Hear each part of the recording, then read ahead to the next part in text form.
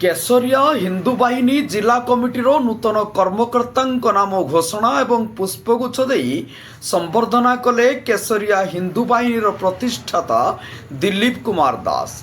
दिलीप दास को निर्देश क्रमे राज्यर कोर कमिटी सभापति सुधांशु पाणी, राज्य सभापति संतोष बड़, राज्य कार्यकारिणी सभापति रुद्रनारायण जीत बाबू, राज्य साधारण संपादक मानगोविंद पाणिग्राही, राज्य छात्र सभापति सिद्धांत खटुआ, राज्य युव सभापति मनोज महांत नेतृत्व में नूतन मयूरभंज जिला कमिटी घोषित करा जायछि।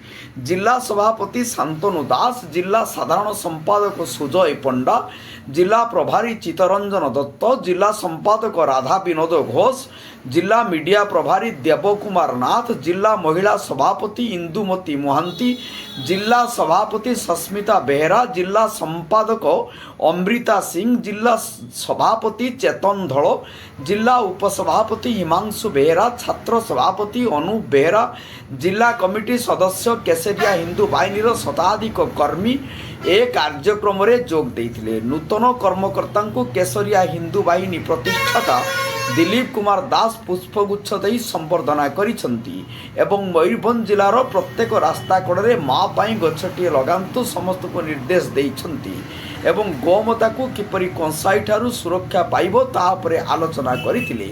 सभारे राज्य एवं जिला कमिटीर सदस्य माने तांकर वक्तव्य प्रदान करिथिले। शेषरे सभा को राज्यर कमिटी सभापति समस्तंकु धन्यवाद देई समाप्त करिथिले। मयूरभंज जिलारू गौरव दास गिरी को रिपोर्ट जनता एक्सप्रेस।